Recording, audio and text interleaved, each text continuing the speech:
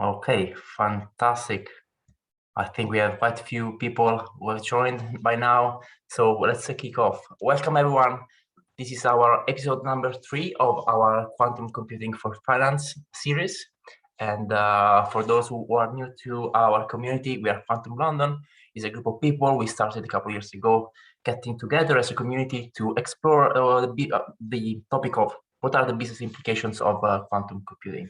And the way we do it is, we bring in experts that can help us delve into the topic, maybe keeping it not too technical, but really focusing on the business aspects and business implications of this new technology. And we do it with webinars like the one we do it tonight, but being a community, we also do more informal conversations a couple of times a month. We call them fthis, and it's just people getting together and debating a bit, bringing in the most recent news and what has caught their attention. So it's a knowledge sharing moment. And we also run a coding community where people can, if they want to, they can get their hands dirty. Everything, the details about what we do is on the Meetup and LinkedIn. You see here on screen. And for tonight, we have a super interesting topic. So first of all, we do have Esperanza Cuenca-Gómez, who will be our host tonight. She is kindly been working with us and running this Quantum in Finance series. She's a senior manager in the finance space, and also she's a quantum evangelist, right? And she's also part of the Quantum Strategy Institute. And Esperanza, I will let you do your own introduction in a second. You want to probably compliment. You're doing a great job, Eva. You're doing a great job.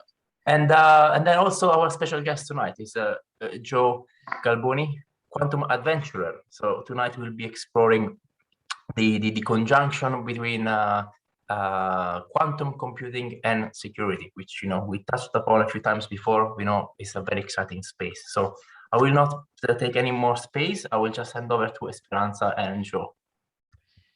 Great. So thank you, Em, for the amazing introduction. And welcome everybody to this Quantum for Finance series. Let me introduce Joe in a little bit more of detail. Joe is head of risk at the Quantum Strategy Institute. He is also a chief technology officer at QuRisk, which is his company. And then he is also an associate professor of physics. And he is the individual who, with his words, I finally completely grasped and understood what this quantum thing means for cryptography. And for me, it was an eye-opener. And it was actually during one of the first meetings at the Quantum Strategy Institute. And Brian and Amrita and some other colleagues and here join us as well as an aide as well. Well, so let's get started, Joe. No, I'm sure you are more than ready for this. And before we get to quantum, I would like to step back a little bit and talk about classic cryptography. And in which categories could classic cryptographic protocols be classified? How are those used in finance? And if you could provide some examples, because this is important for what is going to come next. Absolutely. So first of all, thank you very much for the introduction. So I could not have done it better myself. So thank you very much. So regarding the categories of cryptography, we mainly can class them into 3 different categories. So we have I will name each one and the small definition right after. So we have asymmetric cryptography, symmetric cryptography, and we have what we call hashing functions, which most of you who are familiar with cryptocurrency have certainly heard about. So we are going to define each of these categories, their example in finance, just as Esperanza has said, and then when we will dive into the whole quantum computing threats on them.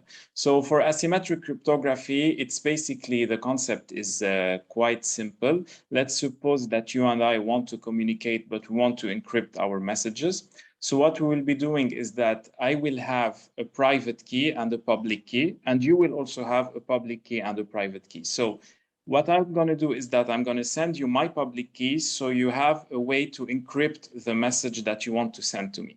And using my decrypt key, I will be able to read the message that you have sent me, and only me can read that message. So only I can do it. So it's like saying I'm giving you my address and you send me a mail, and the box that I will open the mail that you have sent me, I'm the only one who detained the key. And same thing, if I send a message to you, you send me your public key, and then I encrypt the message, I send it to you, it goes encrypted, and there's only you who can decrypt that message. So, the interesting thing I want to mention, because it will be the one that we will discuss a bit more, that will emphasize a bit more regarding quantum threats, is that there's a link between that private and that public key. And actually that link is the mathematical problem, which is factorization. So we suppose that the private key is actually a very large number made up of primes, of prime numbers in math, and the private key is actually made up of those primes. So in order to find the public key from the private key, it's very easy. We simply multiply those primes. But to get from the public key the private key, here is the complexity, because it's believed in computer science to be a very complex problem. So it's very hard to deduce the private key from the public key.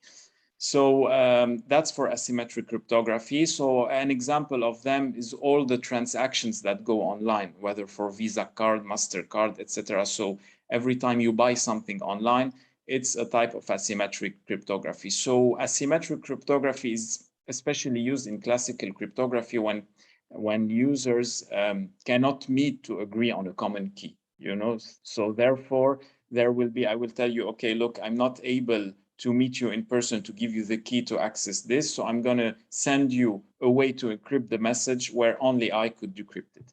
So that's for asymmetric cryptography. Regarding symmetric cryptography, here we are not dealing with two keys, but really with one single key for encryption and decryption.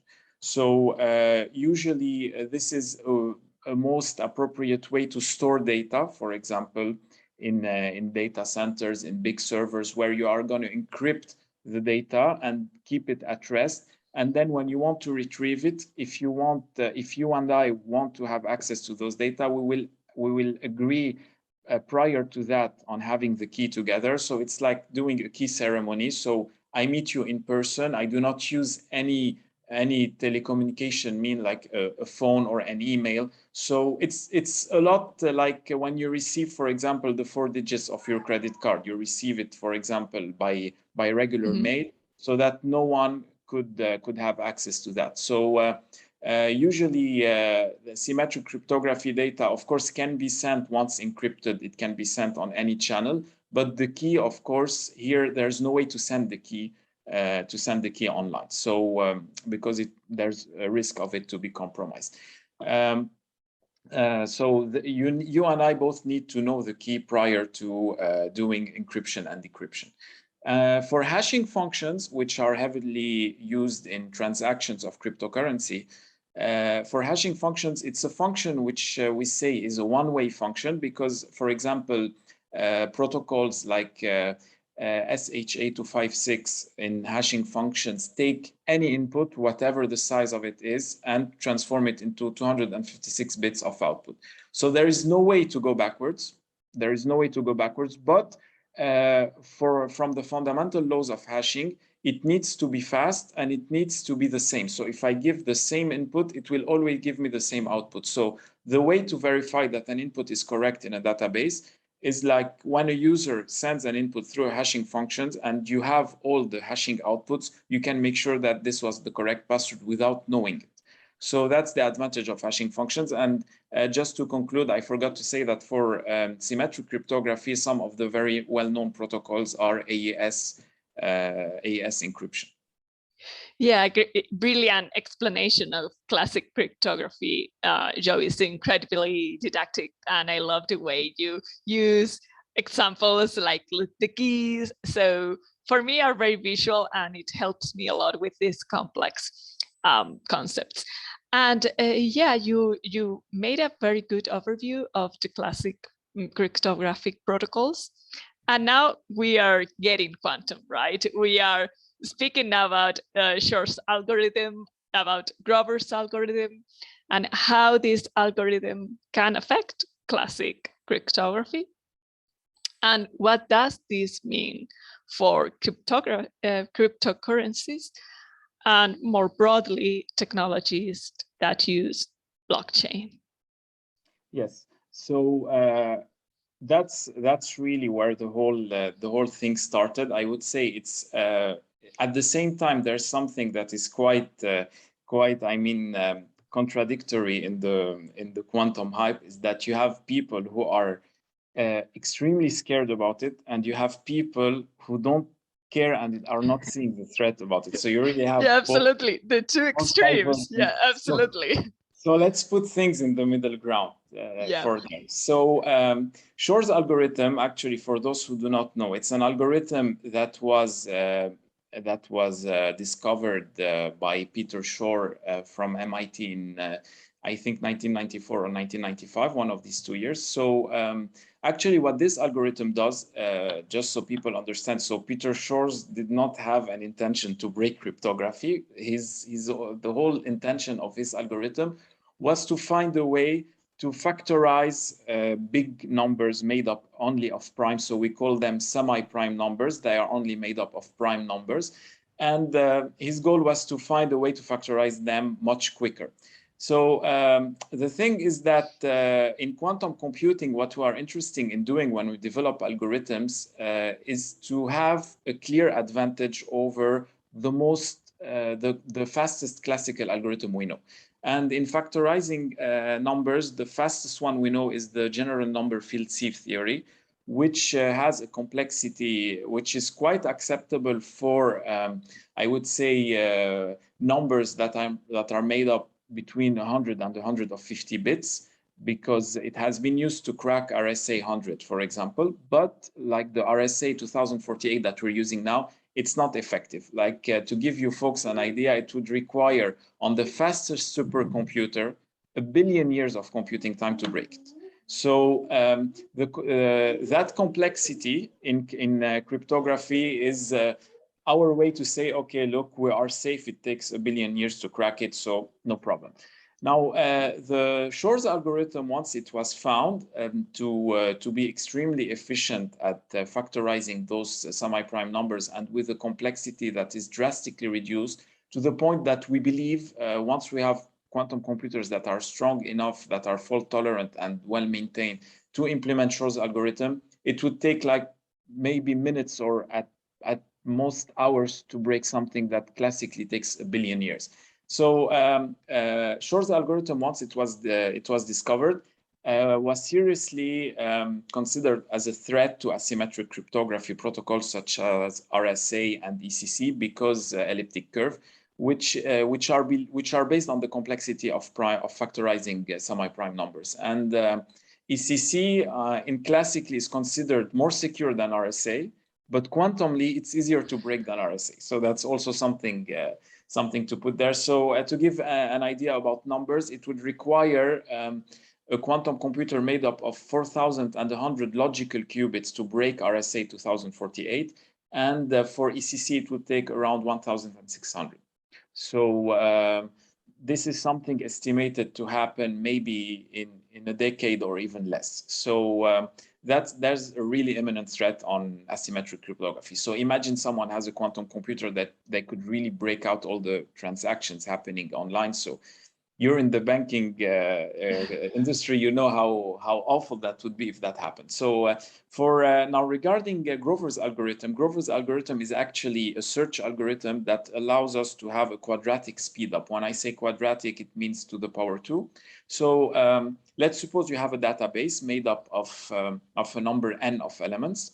let's say n is 1,000,000, 1,000,000,000, whatever you want. So if you want to search for a specific element, it would take you, according to classical computing, like an average of n over 2 to find the right element. So if you have 1,000,000,000 element, if it would take you 1,000,000,000 over 2 queries to find the right element. Now you could find it in one way, or you could be very unlucky and do 1,000,000,000 queries to find it. So on average, it's 1,000,000,000 over 2. Now Grover's algorithm promises a quadratic speedup, meaning square root of that value. So you can see that the more input you have, the more advantage you have in using Grover. And what does that mean for AES and for hashing functions? It means that their bit security level is reduced. So AES 256 would be like having AES 128. AES 128 would be like having AES 64. So they're not really a big threat on symmetric cryptography, and hashing, for a simple reason, is that you can simply double the length of the key and you're good to go. So that's why there has not been an extreme, I would say the community has not been extremely worried about it, because we still know that the current protocols we are using are what we call quantum resistant to them. So the big game now is happening on asymmetric cryptography, and that's why NIST has been calling for a competition since 2016 to find what we refer to as PQC, or post-quantum cryptography protocols, which are believed to be resistant asymmetric cryptography protocols, which are resistant to quantum computing attacks. Yeah, brilliant explanation, Joe. And regarding data, yeah, as you mentioned, the focus now is clear. Let's not forget, it is also true that hash appears not to be an immediate threat, but let's not forget that some focus there could also be needed. And I remember listening to the great Marco Pistoia from JP Morgan at the last QTech conference, when I learned the concept of harvest now, decrypt later, and it worried me. It worried me, certainly. And this led us to the matter of the timeline. And you mentioned briefly that, and also I would like to know your views about the timeline, and what can financial institutions or the financial sector do to get ready for this, which is real. Yes. So thank you for that question, because I would like to add one thing. We know that the symmetric cryptography protocols are now quantum resistant, but we know they are quantum resistant to the quantum algorithms we know. Because why I'm starting to say that, because look, I'm going to be very transparent and honest with you on that one. I've been working in quantum communication for 10 years now, and over 10 years.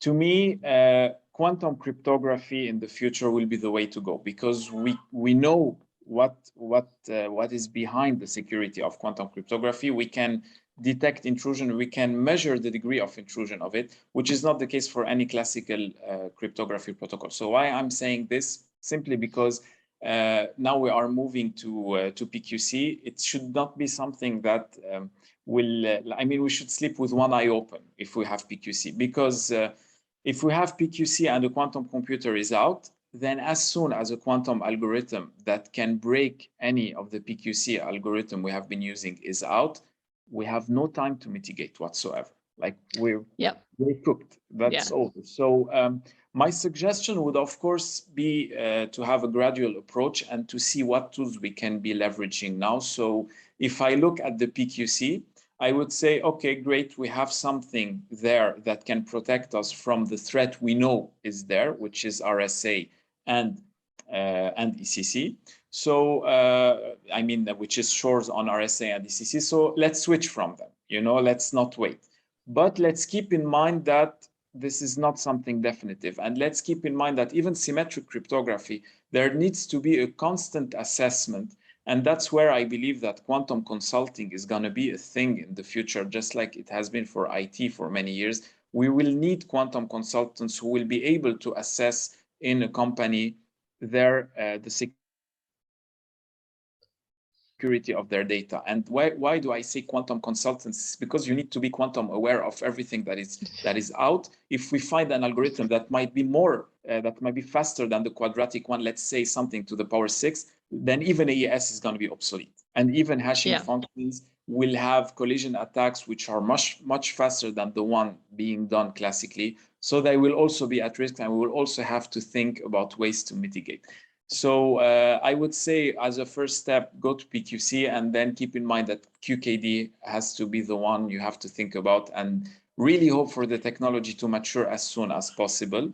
The problem we have with QKD is quantum memories, obviously, which I mean, is putting is dragging us behind on the distances that we can achieve. However, quantum key distribution networks are constantly expanding in distance, so it's definitely going to be a thing in the future. And I believe there needs to be investment there and readiness there, because ultimately we'll have to move to QKD. Yeah, and I couldn't agree more. And this is highly consistent with the overview and roadmap that, well, roadmap maybe is not roadmap with the war, but the overview and vision of JP Morgan presented by Marco Pistoia at the last quantum technology conference, and the timeline you mentioned before, of course. I have a question here from M. Thanks, M.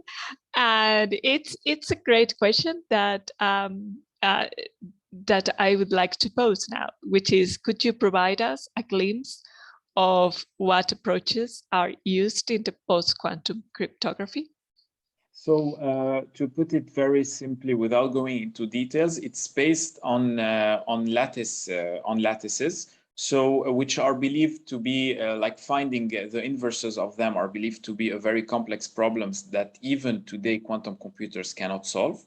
So most of for the NIST finalists, we have 4 which are in the asymmetric key and 3 in the digital signature, which, by the way, also one thing I forgot to mention is that in cryptocurrency, the digital signature is based on asymmetric protocols like RSA and ECC. So some of the cryptocurrencies have already started to switch to PQC algorithms in order, to not have falsification in digital signatures and cause a lot of problems in transactions. So it's based on another complexity, like they have switched from the factorization of semi-primes to the lattice-based cryptography. So for now, we're pretty safe because there is no currently known algorithm in quantum which is efficient against them. But as you all know, we are still at the tip of the iceberg of quantum algorithms. So who knows what will happen out there? Yeah, I couldn't agree more with your views, and I remember you sharing the views that, and I agree with this, and I'm bringing this up because I agree with this. Which my personal view is that post-quantum cryptography, what it does is to buy us time. The thing is, we don't know how much time, and again, this is a personal belief, a personal conviction that the way to go is through full quantum cryptography. As you said, there are of course technical challenges, but my view is that at the end of the day, that's the way to go. And another question regarding, related also with post-quantum cryptography, your views about quantum cryptography and post-quantum cryptography, which you have explained brilliantly. Is there anything that can be done now? For example, injecting through randomness, and also know a little bit more about which companies are offering quantum solutions?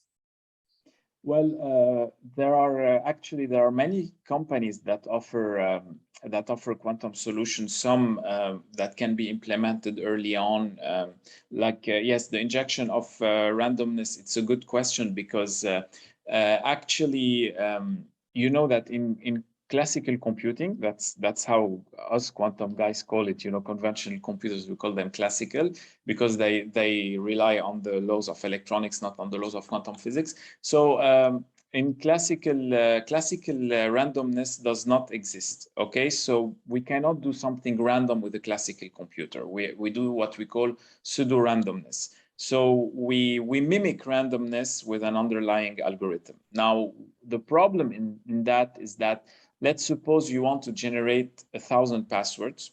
okay? And you want to generate them at random. There could be a relation, an underlying algorithm between some of these keys. So that would be easy for someone who could crack the algorithm behind them to find the whole series of keys. So that's a big problem, because if there's no real randomness, then there's a dependency between those keys, and that's a big problem when you have companies that have to generate thousands of keys. So injecting true randomness can be done using a quantum system. So basically, the products that have received a lot of attention lately are what we call quantum random number generators, because quantum physics is a probabilistic science. If you have a quantum state in a superposition and you do a measurement, you really have, prior to that measurement, a real existence of both states at the same time. It's not that the quantum state has a certain value and you don't know it. It really is in a superposition of state. So, and that was the whole debate between Einstein and Niels Bohr, actually, in the early 1900s, where, you know, they both unfortunately died without knowing who was right. But yeah, so there was this whole approach that you know, Einstein did not believe in non-locality, and and he has that realistic view, while Niels Bohr, you know, famously said, you know, to Einstein, when he said God does not play with dice, he told him, you know, keep God out of the equation. You do not think in a deterministic way. You need to think that quantum is really probabilistic. And then sorry to interrupt, but I get so excited when we talk about quantum mechanics that I cannot help myself. And then after this individual sadly passed away, then came John Bell into the equation, so to speak, and he said, wait a minute, let's do the Bell test, and he formulated his theorem and so on. Yes, absolutely. So yes, so he formulated his theorem actually based on the views of Einstein. And so what happened, as we know, is that the first team who was actually the team of Alain Aspect in Supoptique in France, who were able to do an experimental verification of the violation of Bell inequalities. And of course, you know, welcoming as the academic scientists, as the academic community is, you know, they actually attacked him for the results. Because, you know, I mean, it's a good thing. I like that in science there's criticism. We do not accept things like they are. We need to question them, and that's what makes science progress. So in the end, you know, it was a way to verify actually that the vision of local realism is wrong, and that there really is non-locality that is happening. So so to get back to the subject, actually randomness with quantum computers or with quantum devices can really be generated, and it has been used now. It's being used to as a way to raise the entropy, to inject randomness within the current classical systems that we have. So, for example, ID Quantique has been doing that with the Samsung phones. It's called the Galaxy Quantum 2. Actually, the phone is called Galaxy Quantum 2. So where they have a small chip that is included in the phone that is able to add this entropy. So you also have different vendors like Crypt in the US. You have Quintessence Labs in Australia. So they provide solutions which are based, which have QRNG. So some of the solutions can be done using hardwares, where the vendors provide you hardwares, or you have solutions on the cloud where you ask for randomness, and I mean, there's a communication with the backend. I know that Cambridge Quantum does that as well. So where you communicate with a quantum backend and you get back the answer. So it's a good solution for people who do not really want to have a hardware stack and just want something on demand, a service on demand. Yeah, absolutely. Brilliant views and brilliant overviews of true randomness and vendors out there. And speaking of true randomness, Rishi from the audience is posing a question. So I like taking also questions from the audience because it's more interactive, and it comes very nicely into the conversation. Because Rishi is asking, how can a quantum computer produce pure random numbers? Right. He asked, is it related to with quantum gates? So it's great to pose this question to Joe. It's a great I can question. tell he's already getting excited. I'm really excited because for one reason, I love QRNG, but it's not as hard to do as it's being marketed. Sorry for the vendors if anyone is listening, but with gates, it's very easy to do that. What you need to do is take simply in a qubit in the 0 state, you pass it through a Hadamard gate. So just not to be very technical, it will put it in a superposition. And once you have the superposition, all you have to do is to simply measure it and you're done. You have randomness. So you want to do that with a series of 100 numbers. You either run the program 100 times, or you have 10 qubits, you run it 10 times, or you have 100 qubits, you run it 1 time. That's it.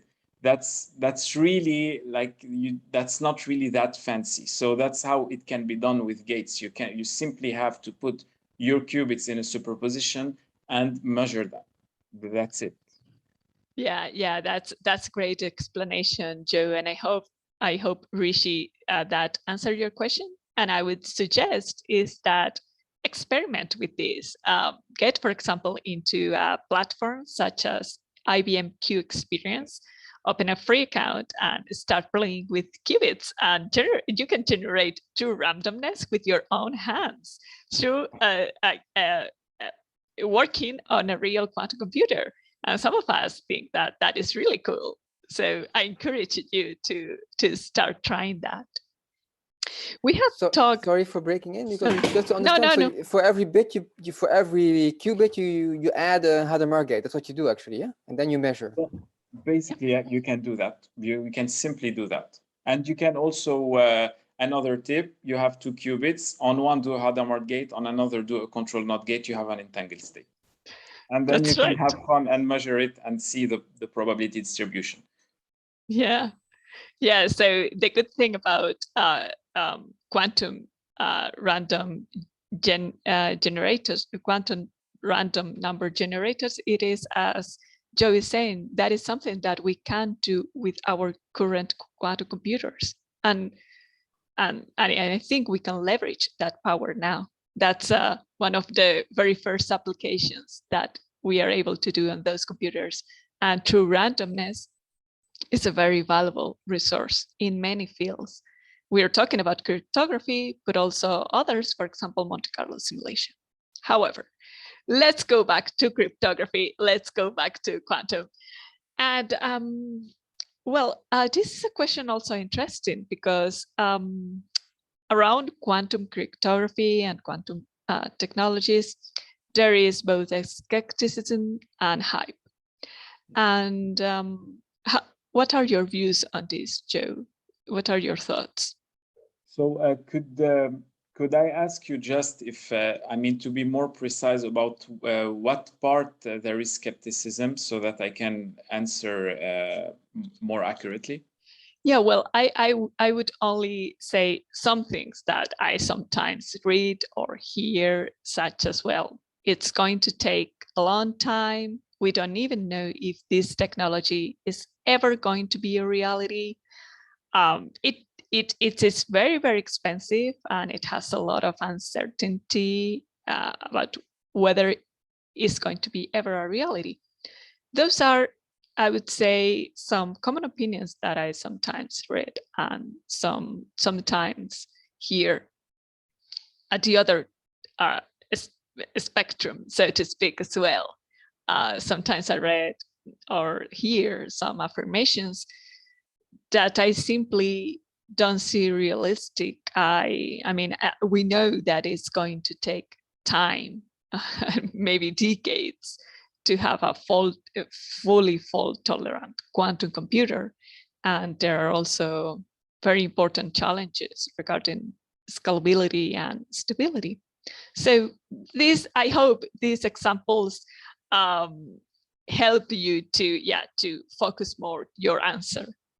Okay, thank you very much. Yes, it does indeed. So I will start by saying something that that I heard once that really made a lot of sense. So to people who are skeptical about quantum technologies in general. So the same thing actually happened with machine learning, because machine learning started, like the research on machine learning started as early as computing started, so in the 1960s even. And if you take a look at the tech companies who have adopted machine learning early on, you know who they are and you know where they are now. So, yeah, that's right. I mean, I'll simply say that as the business perspective. So as the technical perspective, yes, of course, there are challenges in quantum computing. So the bigger challenge, so that people can understand what's happening here, is that with quantum processing units, every time we add a qubit,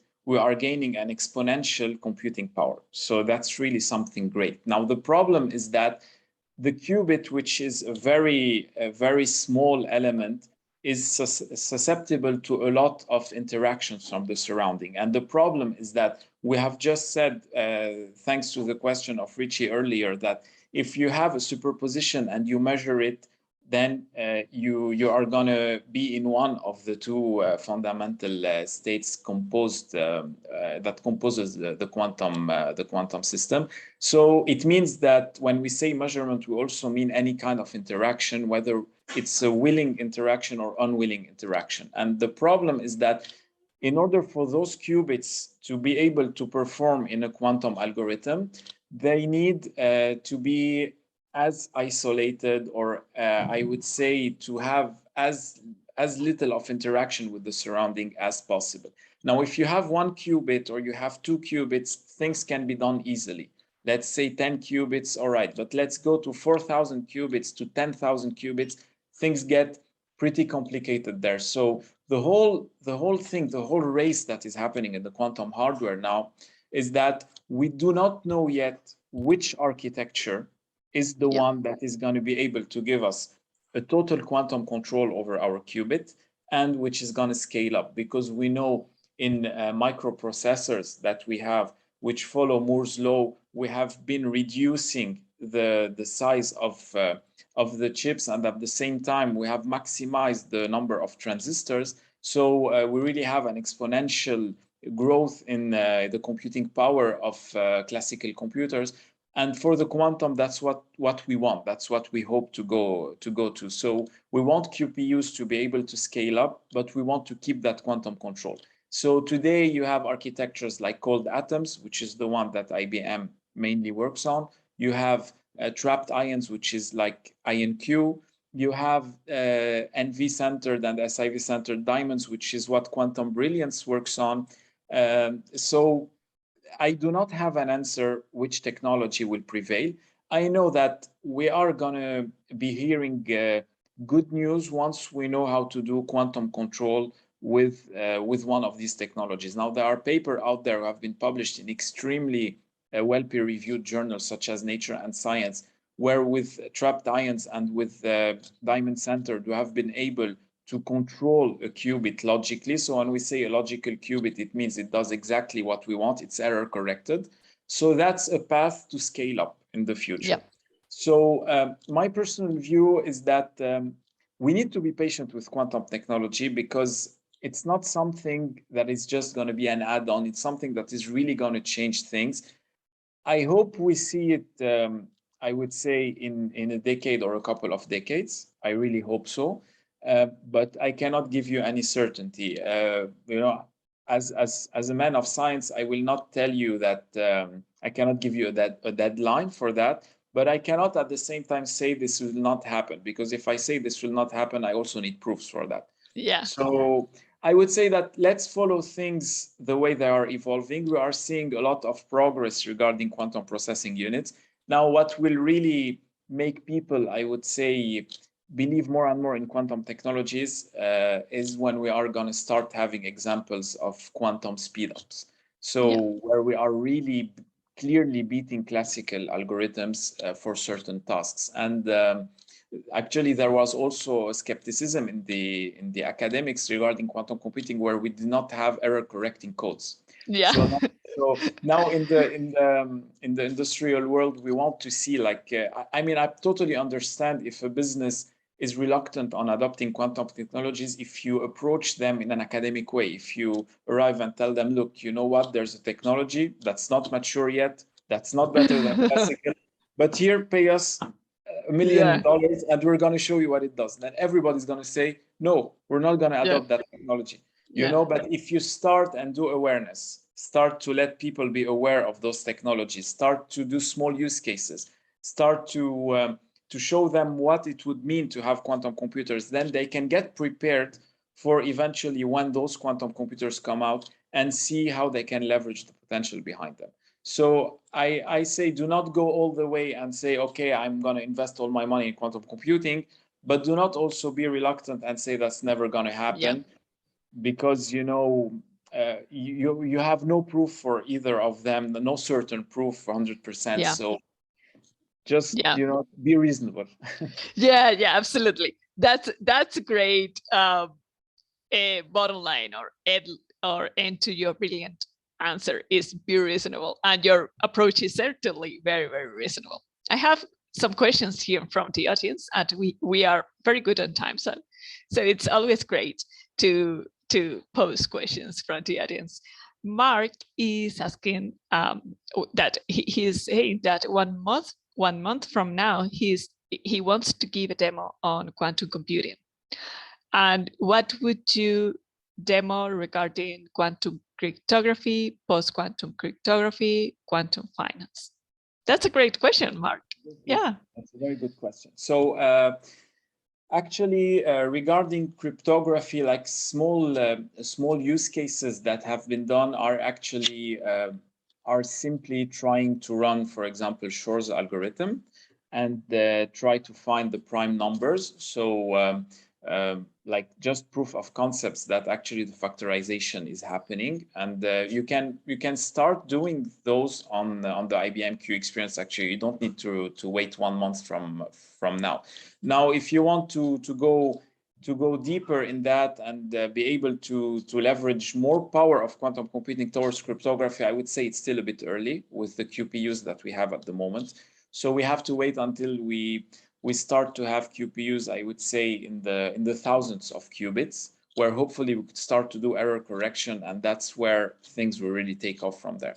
Now, concerning things that can be done in finance, there was actually a very interesting report published by JP Morgan on quantum machine learning application to finance, where you have a lot of things regarding credit risk analysis, regarding market crash prediction, regarding fraud detection. So those are examples. You also have optimization algorithms which are not circuit-based like the ones that are like Shor's or Grover, but basically the whole idea is you create a function and you want to find its minimum value, and you make use of the quantum annealing effect, which allows you to find that solution much faster.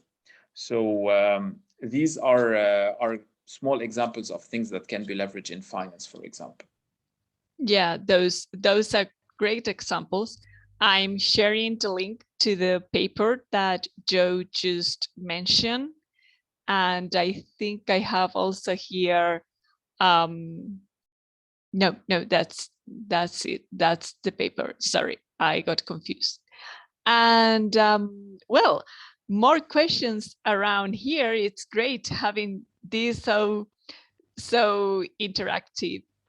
Bamborde asks, are you interested in fully homomorphic encryption? If yes, how would you see the fusion of full homomorphic encryption? I don't think I have pronounced it right, however, of FHE and quantum computing for the future of privacy preserving data analysis? Thanks, Bamborde, for this great question. It's a very good question, because actually, FHE has been in the pipelines and research for I would say a good 5 years now, or even a bit more. Now the problem that we have regarding that is that sometimes the action of decrypting is a bit slow with classical computers. So there is a lot of research in quantum algorithms in order to find ways to speed up the decryption process regarding these protocols. So I personally, I'm not really working on them, so I cannot give a very detailed answer. So unfortunately, but I know that there's a lot of work that is being done there. So it's also one of the applications that could be leveraged regarding cryptography. So that's a very good question, actually. Great, thanks so much again, Baborde, for your question and for sharing the paper in the chat. A very cool paper on experimental quantum homomorphic encryption. Thanks a lot. I have here a question from M, with he now usual and I would say traditional provocative question, which is becoming sort of a tradition in Quantum for Finance. And I love your provocative questions. I always like a little bit of debate. Would you like, Em, to pose it yourself? Yeah, sure. So because we discussed, Esperanza asked about skepticism. Something I see is not so much skepticism. It's more like people staying on the window, like wait and see what happens. It's more like, oh, for us, that's just another IT infrastructure problem. We'll just, you know, buy it off the shelf. We'll hire some consultants to help us implement quantum cryptography. Is that true? And, you know, what's your take on this, and what will you say to them? That's a great question. That's actually a brilliant question. I really love it. So I would say they are right in one thing, is that it is an infrastructure problem, but it's not just another infrastructure problem. So let's really make the difference here. So no, IT consultants at the moment are not able to assess any quantum infrastructure simply because they have not been trained to do that. So that's why I have said at the beginning of my talk that quantum consulting is going to be a thing, because now what are we doing with quantum computers? We have quantum computers which are on the cloud for the most part, or in some big research institutions, or some, for example, there has been the case where IBM has placed a quantum computer in a hospital. I forgot which state that was.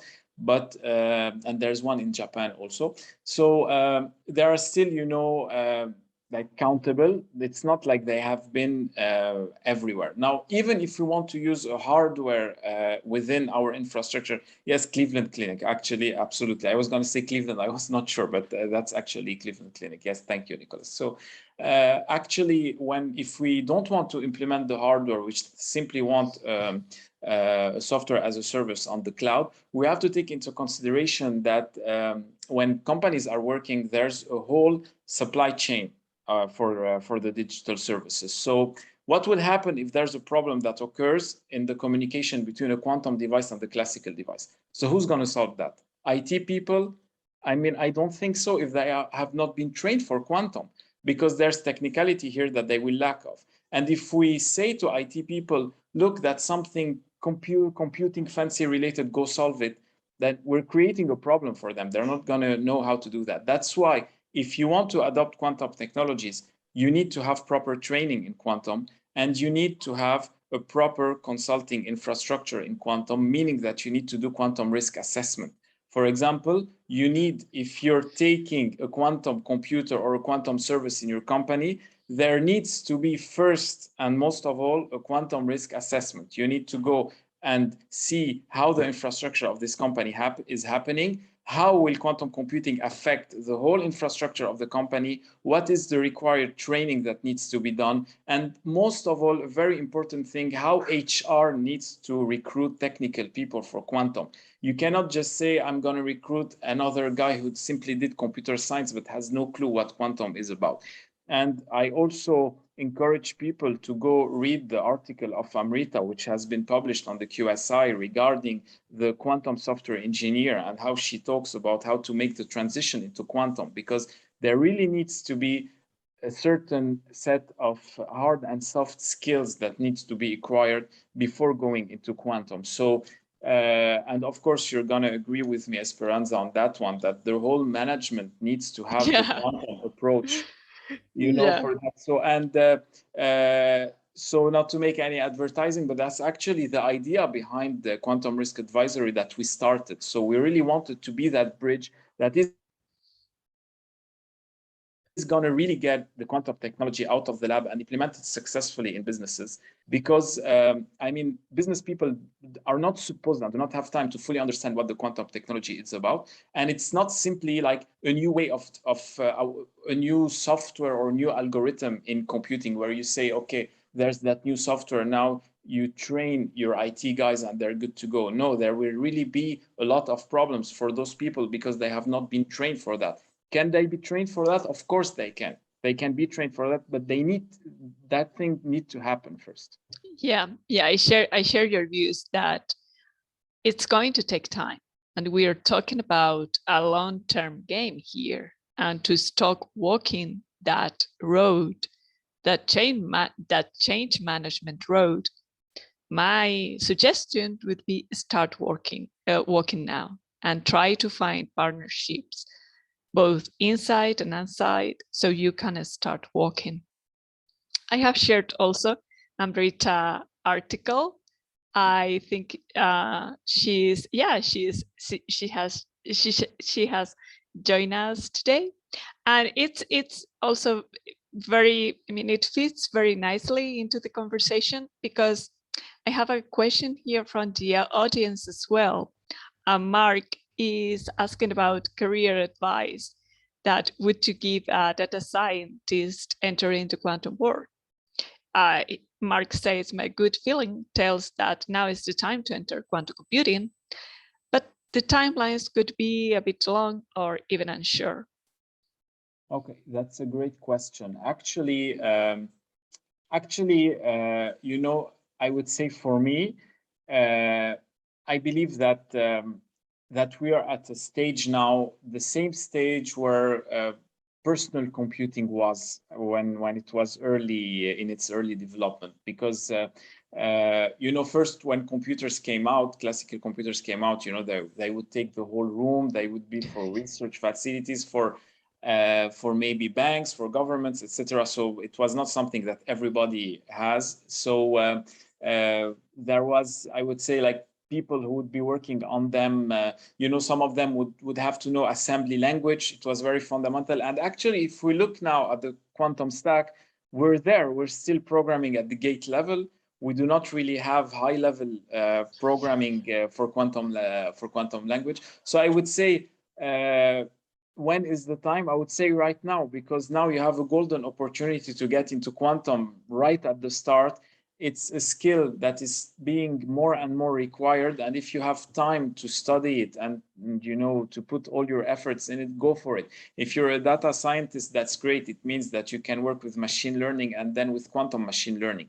You're going to see that the quantum background that you require regarding the programming is not going to be that heavy compared to what will happen in 10 years or what will happen in 20 years, where things will have been so much developed that there will be careers fully dedicated to that. It has started actually, like different specialization diplomas and degrees just for quantum engineering or for quantum computing. So if you can still make the shift now, do it, because then otherwise it will be much harder in on the long term. And I mean, if you're a bit unsure because you believe maybe that thing will not take off, well, it's not a problem. We'll have gained a lot of knowledge, obviously. So and if an industry is working right now, like do not keep thinking about the future, because you will not be living your present. So just live the moment, live the hype that there is now in quantum. Because when I finished my PhD, there was no hype whatsoever in quantum.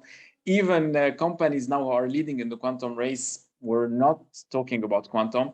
So I mean, now you have that chance, go for it. Yeah. I would add to this, go for it with caution. I mean, it's a delicate balance, and the only thing I can add to this is, if you're passionate about this, then go for it without a doubt, and you will find a way. You will find a way. Hopefully, this helps you. Well, we are almost at the hour. So maybe I will take the last question for now for the audience. Short answer, because we are almost at the top of the hour. So in a nutshell, here's another question from Rishi. He says, apart of quantum computing, any hint on whether quantum memory is also getting any traction to build a real quantum computing ecosystem? In a nutshell, 1 minute to answer this. Yes, I will make it short. So that's a very good question, because actually the problem with quantum memory that we have is that we want to be able to store a quantum system and retrieve it. So storing a quantum system means storing something in a superposition of states. So can you store like a qubit in a superposition and retrieve it without disturbing it? So that's a very big actually challenge, because it's challenging both in the quantum communication architectures in order to expand it, because you cannot use in quantum communication all the amplifiers that you have in classical communication, because if you have a qubit in a superposition, you are forbidden by the no cloning theorem in quantum physics to copy it. So you need something that will help you teleport that quantum state from a physical qubit to another. So so quantum memories are extremely important, and you also have the whole research on quantum RAM, quantum random access memories, which are going to really leverage a lot of additional potential to quantum computing. So yes, there's a lot of research in that, and it's really $1 million question also in the quantum computing community. Like, when will this happen? Because the research on it has a lot of fundamental obstacles we need to overcome. Yeah, that's a great summary. Brilliantly summarized and brief answer. And well, we are now reaching the top of the hour. It's been an amazing session, Joe. I can only help you. Thank you for your answers, your enthusiasm, and also the audience so engaged in this session. So over to you, Quantum London colleagues. Hi, thank you so much, Esperanza and Joe. That was a fantastic conversation and so many great insights and takeaways. So thank you both so much for your time. Before we wrap up, I just want to mention a few upcoming events. On the 15th of November, we're going to have our next Quantum Stammtisch. For anyone who's new, that's a roundtable informal discussion where we get together to discuss webinars such as these and any new events and news that we have in the quantum world. Also, keep your eyes posted for an event around quantum and VC investments, and also an event around working in quantum that we're going to have scheduled for the next few months before the end of this year, and we'll release some more details about those closer to the time. But thank you so much both for your time and for this fantastic series as well, Quantum and Finance series. It's been really enjoyable, and hopefully see more of you around. Thank you very much. Thank you so much. Thank you.